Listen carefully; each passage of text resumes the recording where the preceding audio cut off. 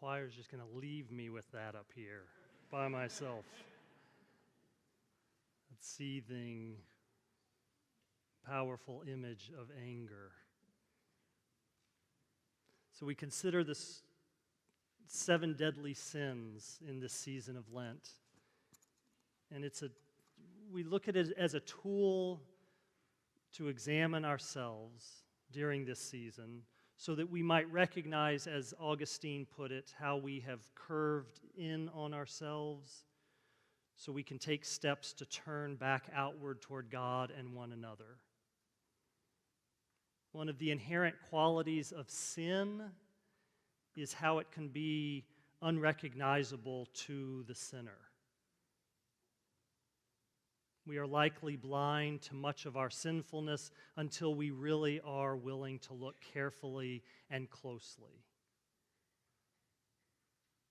And that's our work for Lent, during this season, to look closer, to look a little more carefully at ourselves, the ways we are on track, the ways we are off track. As I said last week, though, we've got to be careful of 2 things as we approach these 7 deadly sins, at least 2 things. One, that we are training our interior eye upon ourselves and not on others in the process. And secondly, we recognize that many of us have been hurt by the church of our childhoods, being too heavy-handed with the language of sin. Shame on you, sinners. Such that many have chosen to come to liberal Protestant churches to experience a gentler Christian approach. We understand that. But one of our goals here during this penitential season of Lent is to reclaim the baby that maybe we've too readily thrown out with the bathwater. We want this series to be a non-threatening invitation back to an awareness of the inherent value in considering our sinfulness, so we might course correct in small or large ways in our life towards more faithful, better living. Because who among us does not want to live better and more faithfully? So that's why last week we considered the sins of gluttony and greed. I'm sorry if you missed it. Didn't that sound great? And we figured those out. And so this week we are considering the deadly sin of anger. So there was an image, there was an image that accompanied the study of the 7 deadly sins that was used in the Middle Ages, and which I imagine the poet William Blake was referencing when he wrote that powerful poem that the choir just sang. And that image was of a tree. And it's been understood that of the 7 deadly sins, there's one that stands out as the deadliest, or the one from which all the other sins arise, and that sin is pride. So in this image of the tree, the trunk of the tree is pride, and then there are 7 main branches that emerge out of the trunk: greed, gluttony, lust, envy, anger, sloth, and vainglory, which is a particular form of pride. Then off of each one of those main branches come multiple smaller branches of sin that then end and bear poisonous fruit. So for instance, to review from last week, pride would be the trunk. Greed would be one of the main branches, which then has multiple little branching sins of deception, thievery, backstabbing, for instance, which then produces the poison fruit of, let's say, a ruined relationship. In the choir's anthem, pride is the trunk, anger the branch, suppressing, not sharing the anger in a straight, honest way, an offshoot of the branch, and murder was the poisonous fruit, or death. So for those of you who are more visually oriented, the image of the tree is one to hang on to while we consider these sins, remembering the trunk in particular. So when we list and when the 7 deadly sins were developed by the desert mothers and fathers in the 4th and 5th century as a tool for self-examination, they understood that these sins were desires for good, which when pursued wrongly or excessively produced much sin or other sin, right? But at its root, desire for good. So just as eating is not a sin but necessary for our survival as well as our enjoyment of life and social connections, gluttony twists the good in on oneself. So too is anger a natural emotion that can be an impetus for good, but can quite easily go off the rails and separate us from God, from one another, from our truer selves. Remembering Paul Tillich's simple and effective definition of sin, sin is separation. So in our scripture, we have an expression of the prophet Isaiah that Stephen read powerfully. I mean, that's the way that passage has to be read. Ooh, right? Did you feel God's wrath? And then Paul's letter to the Ephesians, a warning against human, unholy, or unhealthy anger. And then the choir's anthem, an example of destructive anger, unholy anger, that is suppressed and boils over in murderous violence. We also know from reading our New Testament and the life of Jesus that anger is not always sin, because we see that our sinless Savior, the incarnation of God, like God, God's self, in the Old Testament, was at times very angry. So in the passage from the prophet Isaiah, we are given the fundamental reason for our anger. Why do we become angry? Injustice. Perceived injustice or actual injustice? God's anger throughout the Old Testament mostly comes back when you see those times when God's most furious, comes back to Israel because of 2 things. One, because Israel's unfaithful to the relationship with God and directing their energies, their worship elsewhere. Or 2, Israel is unjust to the oppressed. Pure and simple. Right? That's what makes God so angry. Angrily saying to Israel, don't give me your burnt offerings and sacrifices, your festivals. Don't lift up your prayers to me. What I want from you is to do what is right and seek justice, to defend the oppressed, to take up the cause of the fatherless, to defend the widow, to welcome the stranger. I mean, it's really clear. God's angry. What makes Jesus angry, according to the New Testament, is not that people are sinners in general. In fact, the worst sinners of the day were those that Jesus hung out with.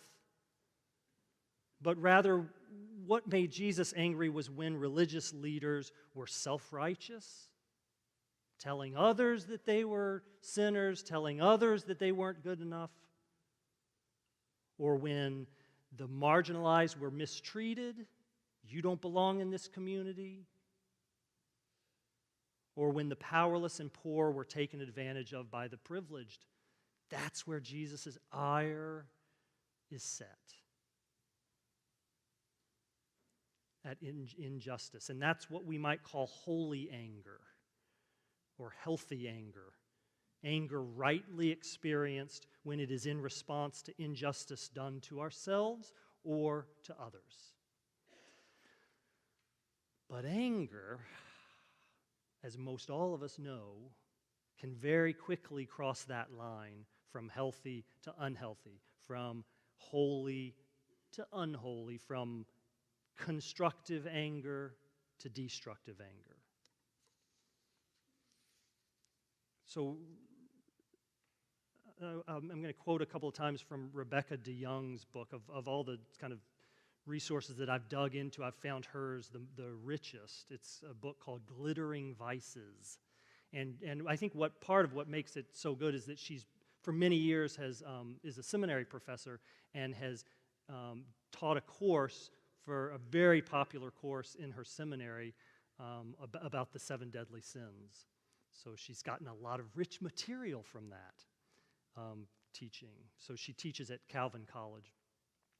So the 7 deadly sins, she says in this, anger becomes sinful when it so disturbs reason, that it twists any real concern about sin or injustice into service of the self, protecting our own egos, demanding something from the world that we wouldn't reasonably expect for anyone else.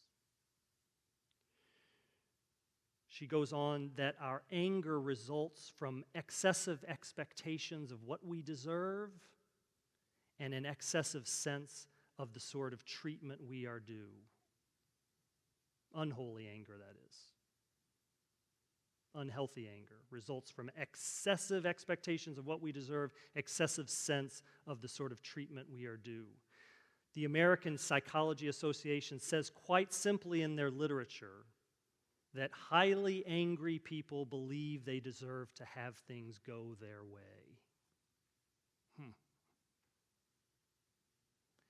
And maybe that shouldn't be dismissed as only highly angry people, but could be referring to any of us when anger turns sinful. I don't know about you, but I feel the indictment against myself. That often when I get angry, I can probably and honestly trace that back to some excessive expectation of what I thought I deserved compared to what I actually got. Thomas Aquinas, in writing about anger, argues that one of the offsprings of unholy anger is that it magnifies our own importance and the gravity of the offense. Unhealthy anger magnifies our own importance and the gravity of the offense. So one confessional example from my own life. We just had a small addition put on our house, and we are thrilled with it. We love it. But it took a long time for our contractor to accomplish it. I'm sure none of you have experienced that with contractors. So I had to manage my anger at times with being displaced into the basement of our house during all that time. Some days I managed my grumpiness, my anger better than others, but in the middle of it, as another week went by with our contractor getting very little done, I watched myself magnify my own importance and even fantasize about how the contractor was probably doing it just to make me mad. I knew rationally that wasn't the case and that he was doing his best with all the various projects that he had to make his living. But there were moments when I banged my head once more on the basement beam as I got up in the night to go to the bathroom, where I felt murderous. I deserved to have that addition. We paid for it and have it in a reasonable time. Do you, Will? Does the world owe you that? Is the contractor really wanting your unhappiness? Is this truly an injustice that your house addition is not being done quickly enough for you?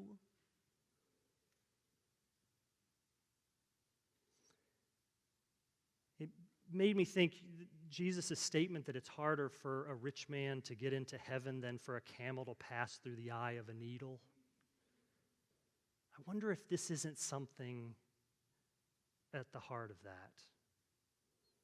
Could it be the case that those of us very comfortable with our wealth have a harder time accessing heaven in the here and now or in the beyond because we basically believe we deserve it? You better let me in. This is where we see clearly the trunk of the tree, pride. Pride is the trunk of the tree out of which the branch of anger emerges. Unhealthy anger, Aquinas says, magnifies our own importance and magnifies the gravity of the offense.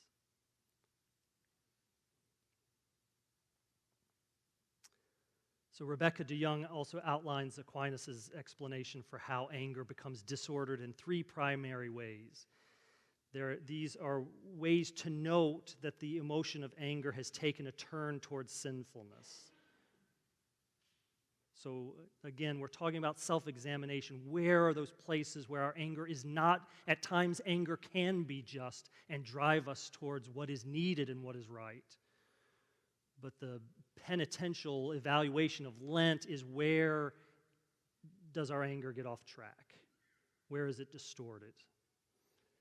And Aquinas very simply says, whenever we get angry too easily, whenever we get angrier than we should, and when we hold on to our anger.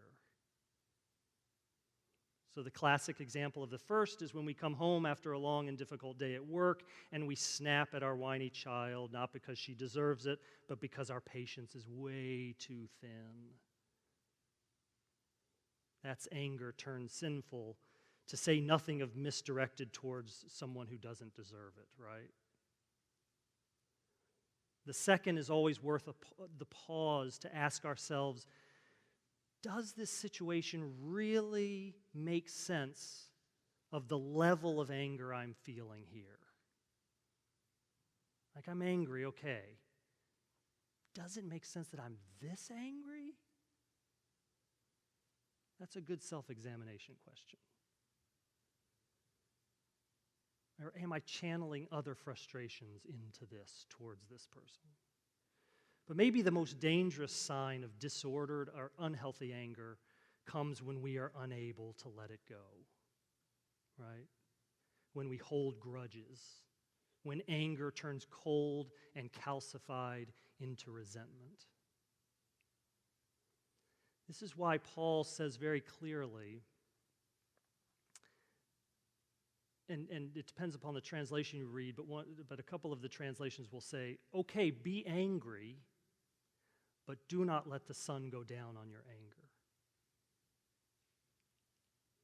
Do not allow it to stew inside too long. Have it be an impetus to reconnect and restore relationship. So someone told me last week something I wasn't fully aware of, and that is that the 7 deadly sins is a tool used quite explicitly in Alcoholics Anonymous, 12-step program. Some of you might know this.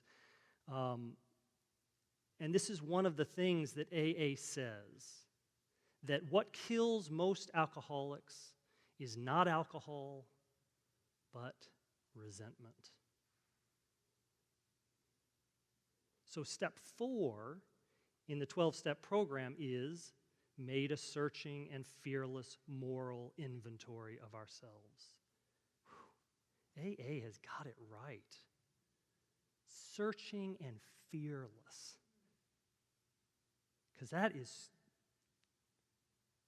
powerful stuff, scary stuff.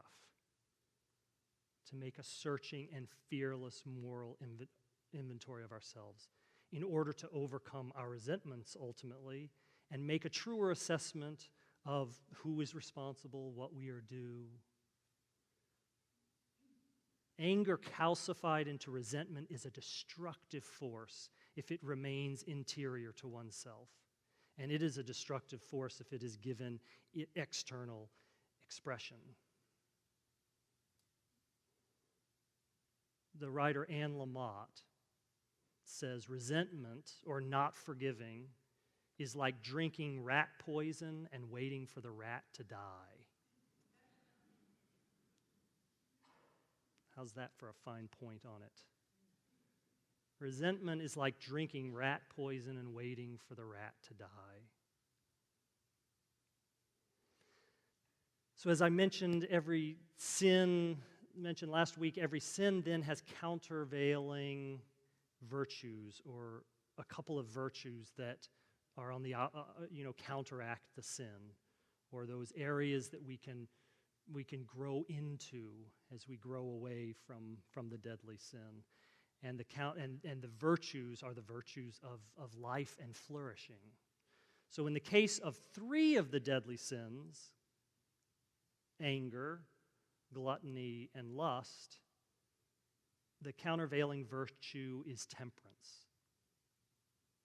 Each of those sins contains a beautiful good that, if not tempered, can turn sinful.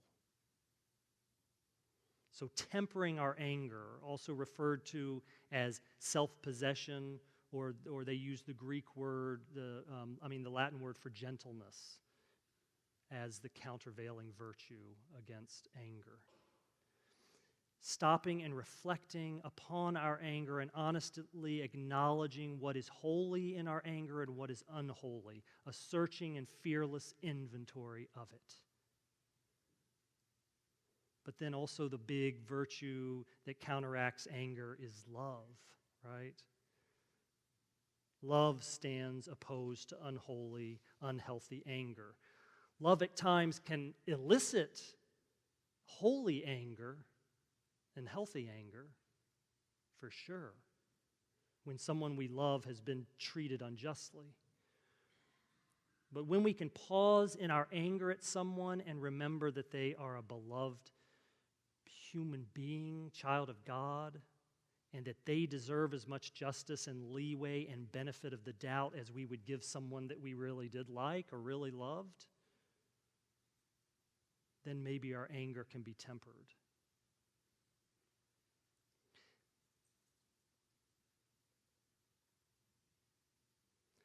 One of the dynamics in anger is that it triggers an animal state in us, where it looks like there are only 3 options available: to flee, to freeze, or to fight. We can suppress it, we can deny it, or we can unleash it. Now, contemplative practices like centering prayer and meditation, or the welcoming prayer, which a number of us have learned through our centering prayer practice as well, are practices where we actually stop for a moment to just be in the unpleasant feeling or experience or emotion and even welcome it. And then we allow space and time for us to hold our emotion rather than being held by it. And that's the thing with unhealthy, unholy anger, is that it holds us. But how do we hold our anger? Not deny it, suppress it until it just explodes out, but how do we hold it as the adult in the equation? Right? How do we hold our anger without denying it, suppressing it, or acting it out? Then the energy created there can be used for reconnection and for justice seeking. That's the idea. That's the healing of the sin. So towards that end, since this is our annual healing service, we wanted to give you an opportunity right here and now to spend some time reflecting on your relationship with anger. And we're not going to ask you to turn to your neighbor and share it either, because we don't want to make you angry in the sanctuary. No, I'm just kidding. So this is a deeply private and personal and honest opportunity for you to spend some time with God and yourself in relation to anger. So I'm going to turn it over to Kathleen, who will explain the details of this. But may God bless you. May God heal your disordered anger and use your healthy anger for what is good and right in this world. Amen.